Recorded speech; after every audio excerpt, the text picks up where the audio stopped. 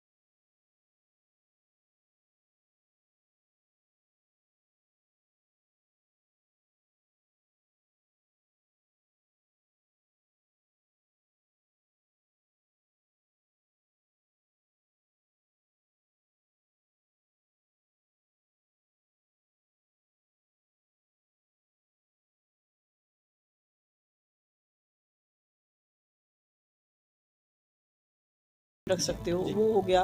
तो कुछ मतलब इस देखो, तरह का आपने वहाँ पे काफ़ी सारे सोशल वर्क किए हैं अपने। एक चीज़ जो मैं बहुत पसंद करती हूँ करना, खाली इंसानों के साथ नहीं, खाली अपने क्षेत्र के आसपास वाली जगह पे नहीं, खाली विकास में पसंद करती हूँ करना। मैं थोड़ा एनिमल लवर हूँ और मुझे लगता है कि लोगों को जो हमारी आप देखते हैं स्ट्रीट पे डॉग्स हो गए, गाय भैंस जो भी हैं, जो लोग लवारिस छोड़ भी देते हैं और कुछ हैं भी, तो इनकी तरफ भी मेरा थोड़ा फोकस रहता है कि मैं इनके लिए कुछ कर पाऊँ। तो जो भी जैसे किसी आप आजकल बहुत सारे एनजीओज हो गए हैं, एनिमल रेस्क्यू सेंटर्स हैं, तो मेरे को लगता है कि इनकी आप किस तरह से मदद कर सकते हो, मैं तो लोगों को यही जागरूक करती हूँ। तो ये मुझे लगता है कि आपने ज़रूरी है। एक बीच में एक विकास नाम का एक शब्द आपने यूज किया था। आप विकास से क्या समझते हैं? विकास किसको कहना पसंद करेंगे या किसको परिभाषित करना चाहेंगे? किन कामों को परिभाषित करना चाहेंगे विकास का नाम से?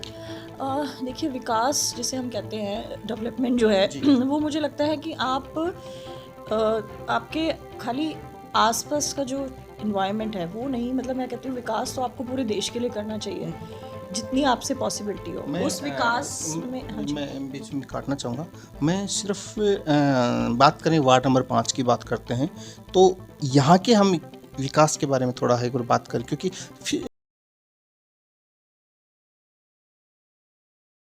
नालियों का जो पानी वानी आप बह रहा है, गंदा पानी जो है आप बह रहा है, बिल्कुल आप वेस्ट ही कर रहे हैं लोग इसको।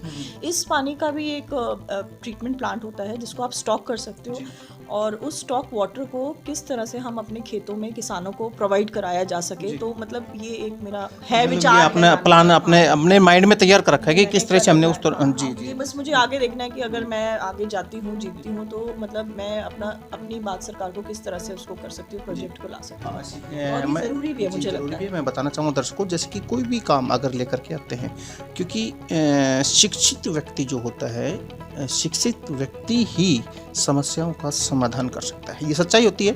और जैसे कि मैडम ने बताया कि हम किस तरह से उस पानी को स्टॉक करेंगे, ये जो वेस्टेज पानी है उसको, और किस तरह से हम उसको दोबारा से यूटिलाइज करेंगे, किसानों को देंगे या पर्यावरण का ये जहाँ भी उसको प्रयोग करेंगे, वो एक इनकी अपनी सोच है किस तरह से करेंगे। और आपको भी पता है कि जैसे कि मैं इसके बारे में काफ़ी जगह पे बता भी चुका हूँ सरपंचों को किस तरह से उस पानी को हमें यूटिलाइज करना होता है, तो कहीं ना कहीं हाँ, बहुत अच्छा रहेगा इसके लिए। मैम, जैसे कि बात कर रहे हैं कि सबसे गंभीर समस्या है कि हमारे इन क्षेत्रों के अंदर, हमारे महेंद्रगढ़ डिस्ट्रिक्ट की बात करते हैं, शिक्षा के क्षेत्र में हमारा जो महेंद्रगढ़ है, लगभग मुझे लगता है कि एशिया में टॉप है महेंद्रगढ़ डिस्ट्रिक्ट, लेकिन फिर भी हमारे गांव में शिक्षा की कमी है, यानी कि संस्कारों की कमी है, जिसकी वजह से हमारा क्षेत्र ना पिछड़ा हुआ है, जिनकी वजह से वो शिक्षा, एजुकेशन को, शिक्षा को नहीं, मैं नहीं कहूँगा, वो एक संस्कार शिक्षा के बारे में, उसके लिए किस तरह के कदम उठाएंगे? क्या आप शैक्षणिक संस्थान खोलेंगे?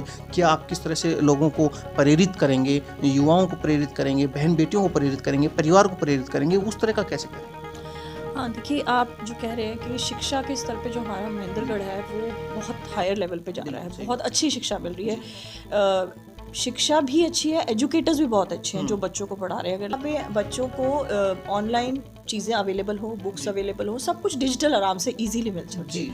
साथ ही मेरा फोकस है कि मैं महिलाओं को बार बार कहती हूँ, क्योंकि मैं एक महिला हूँ, तो मुझे लगता है कि मैं अगर आगे जा रही हूँ तो और भी निकलें, क्योंकि बहुत ज़रूरी है। एक आप बच्चे को शिक्षा देते हो, एक गर्ल चाइल्ड को अगर शिक्षा देते हो, तो उसको देखो, आपको क्या है, कल को आपको उस बच्चे की शादी करनी है, तो मैं चाहती हूँ कि वो इतना पढ़ लिख के अपने केपेबल होके जाए दूसरे घर में, कि भगवान न करे कोई इशू आता है कभी बच्चे को, तो वो इतना केपेबल हो कि वो स्टैंड हो सके, फाइट कर सके। बहन बेटियां हैं, जो महिलाएं हैं, वो इंसान व्यक्ति के साथ में कदम से कदम मिला करके बहुत आगे बढ़ चुकी हैं, बहुत आगे जा भी चुकी हैं, तो ये एक अच्छा है। काफ़ी सारे सरपंच महिलाओं के आपने इंटरव्यू देखे हैं चैनल के माध्यम से, तो वो महिलाएं आज भी इतनी सक्षम हो चुकी हैं कि अपने गांव को एक डेवलप की तरफ लेकर के जा रही हैं, और उन्होंने बहुत अच्छा कार्य किया है। तो मैं उन बहन बेटियों से और उस परिवार से भी बोलना चाहूँगा कि जो लोग अपनी बेटी को पढ़ा रहे हैं, अपनी बहन को पढ़ा रहे हैं, अपने परिवार में लड़की को पढ़ा रहे हैं, वो उसकी ये मत सोचना सिर्फ भाई पढ़ा दिया, शिक्षित हो गई, अपने बच्चों को पाल लेगी, पढ़ा देगी, नहीं, उनको उस हिसाब से आगे भी लेकर के जाएं, ताकि वो कुछ करके दिखाए, देश के लिए, समाज के लिए, क्षेत्र के लिए, गांव के लिए कुछ करे। उससे हमें प्रेरणा मिलती भी है, और ये हमें प्रेरणा दिलानी भी चाहिए। तो ये बहुत अच्छे कदम है कि मैं, जैसे कि मैडम ने सोचा, विचारा और एक तरह से आगे कदम रखा है, मैं तो सराहनीय मानता हूँ इस चीज़ को, बहुत ही बढ़िया है। मैम, जैसे कि बात कर रहे हैं पर्यावरण को लेकर के, किस तरह के कदम उठाएंगे आप क्षेत्र में?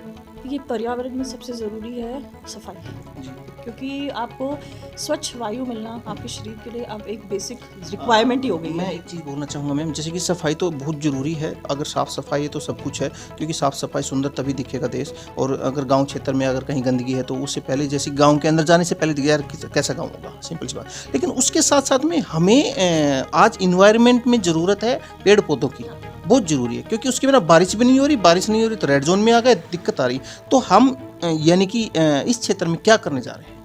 देखिए यही है, मैं सबको सजेशन देती हूँ कि जैसे हम आप देखते हैं, हम कभी किसी का बर्थडे पार्टी है या किसी की शादी की सालगिरह है तो हम गिफ्ट्स देते हैं लोगों को। तो मुझे लगता है कि अब जैसे कोविड की बीमारी भी आई है, बहुत ज़्यादा लोग बीमार हुए हैं, परेशान हुए हैं, घरों में रहना पड़ गया है। कितना टाइम आप देखो, क्योंकि इस बीमारी में सबसे ज़्यादा रोल जो था वो आपका ऑक्सीजन का था, क्योंकि आपके फेफड़े ख़राब हो जाते हैं। तो अगर आपको स्वच्छ ऑक्सीजन ही नहीं मिल पाएगा तो मुझे लगता है हम बीमारियों से लड़ नहीं पाएंगे। तो मुझे लगता है कि बर्थडे हो गया, आपके एनिवर्सरीज हो गए, तो लोग बजाय गिफ्ट देने के एक दूसरे को मुझे लगता है एक पौधा ही दे दें। वो मुझे कल्चर बहुत अच्छा लगता है, जो मैंने जैसे मैं और मेरी फ्रेंड्स हमने आपस में यही चला रखा है कि बजाय आपको गिफ्ट देने के आप एक पौधा दो, एटलीस्ट आपको हरियाली मिलेगी, आपको अच्छा साफ स्वच्छ एनवायरनमेंट मिलेगा। तो मेरे को यही है कि लोग आसपास अपने घर के पेड़ लगाएं, और हम जितना कर सकेंगे, जैसे पार्क हो गए, मंदिर हो गए, इसमें हम जितना ज़्यादा पेड़ पौधे उगा सकेंगे तो मैं ये करना चाहूँगा। और मैं गवर्नमेंट को बोलना चाहूँगा कि जैसे कि बहुत सारे लोग, मैं हर रोज़ देखता हूँ सड़कों के ऊपर दौड़ते हैं,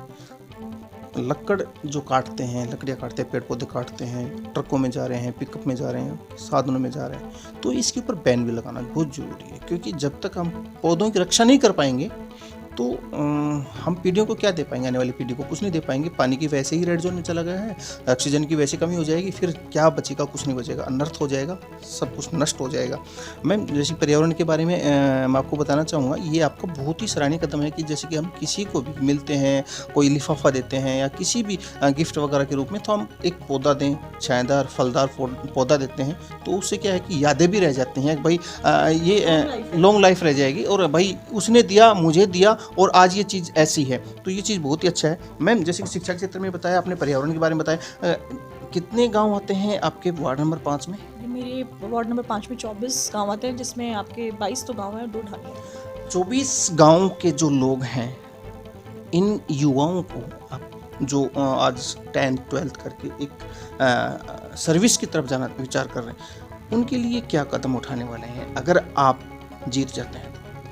देखिए यूथ जो है हमारा आज का, ये कहते हैं ना, हमारी धरोहर है आज की डेट में। सबसे स्ट्रॉन्ग यही है इंसान, यही है हमारे देश की अब बेस, जिसे हम बनाया जाए, मतलब जो हमें हमारे देश को अच्छा बना सकती है।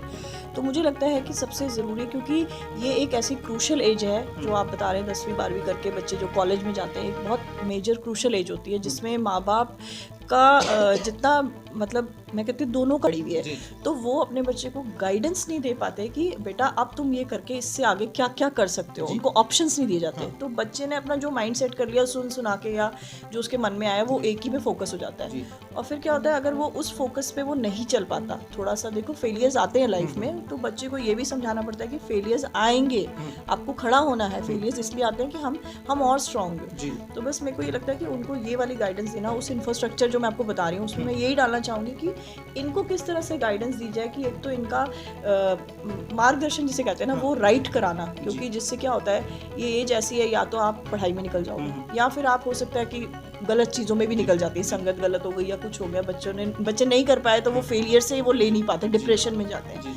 तो ये सब मेरा फोकस है कि उनको अच्छा दिया जाए, उनको समझाया जाए कि बहुत कुछ लाइफ में करने को और किस तरह से कर सकते हैं। जैसे कि मैम आपने बताया कि आपके कुछ मुद्दे हैं, अपने उन मुद्दों को लेकर भी आप चुनाव लड़ रहे हैं, पानी होगा, लाइट होगा, लाइट का भी समस्या है वो समाधान हो जाएगा। और मैं तो ये चाहूँगा कि लाइट की जो समस्या है मैम, वो सोलर जो एनर्जी है उसके माध्यम से करेंगे तो बहुत ही बेस्ट रहेगा। और अपने बच्चों के यूथ के लिए भी बताया है, बहन बेटियों के लिए भी बताया है, बहुत अच्छा। मैम, एक चीज़ देखने में आती है कि जैसे कि हम भी सर्वे करते हैं गाँवों के अंदर, तो काफ़ी सारे पार्षद जो साथी लोग हैं, जो सर लोग हैं, क्या है कि आज के बता रहे हैं, तो मैं पूछता हूँ सरपंचों से कि पार्षद साहब की तरफ से कुछ ग्रांट आई हैं या कुछ उन्होंने करवाया है गांव लेवल पे, तो वो बोलते जी पार्षद साहब ने कुछ भी नहीं करवाया। हाँ, ऐसा बोलते हैं।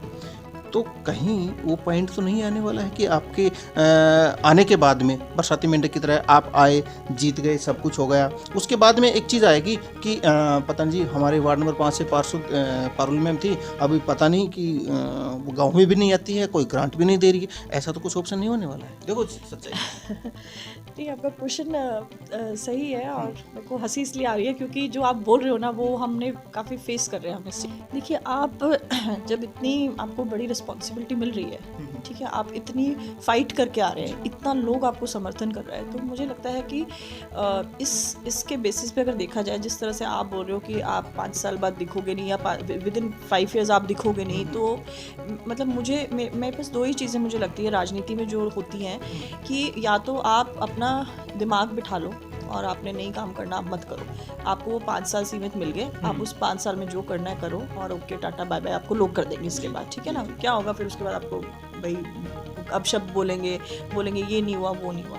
या दूसरा तरीका ये है कि आपको आगे जाना है। देखिए, हमारे जो PM जी हैं, मोदी जी हैं, मैं ऐसा मुझे नहीं है कि मैं उनकी बहुत बड़ी सपोर्टर हूँ, मैं एक सिंपल बात बता रही हूँ कि वो भी एक इंसान ही है, वो भी वहाँ पहुँचे ही हैं। तो या तो आप राजनीति में आप अपने आप को इतना स्टेबल करो कि आप वहाँ तक पहुँचने की कोशिश करो, और वो तभी हो सकता है जब आप काम कर रहे हो। आपको नाम चाहिए तो आपको काम करना ही पड़ेगा। तो मैं यही सोच लेके आ रही हूँ कि मुझे बहुत आगे जाना है, मैं पीछे नहीं रहना चाहती इस दौड़ में। मैं 5 साल बाद मैं नहीं चाहती हूँ कि मुझे लोग कहें कि जी भाई बाय बाय, अब इसको नहीं खड़ा करना दोबारा नेक्स्ट टाइम, ये लायक नहीं है। तो ये सब चीज़ें तभी होगा जब आप काम करोगे। तो यही मेरा विचार और फोकस है कि मैं यही लेके आ रही हूँ। इसी दौर में मैं पूछना चाहूँगा आपसे, क्या आप वार्ड नंबर 5 के पार्षद के रूप में, जो अभी प्रत्याशी के रूप में आप आ रहे हैं, क्या ये आपका अपना अकेले का फैसला था या आपके गांव कोतल कला का फैसला था या वार्ड नंबर 5 के क्षेत्र के लोगों का फैसला था कि आप आएँ और आप अब इस वार्ड की देखरेख करें? मैडम के माध्यम से भी तो धन्यवाद। दर्शकों, आप सभी का बहुत बहुत धन्यवाद। जय हिंद, जय भारत। धन्यवाद दोस्तों, अगले एपिसोड में मैम क्या बोलती है राजनीति के बारे में और क्यों इनको चुना जाए और सामाजिक गतिविधियाँ क्या है, और वो बहुत जल्दी नेक्स्ट एपिसोड में देखिए। तब तक के लिए आप हमारे साथ में बने रहिए।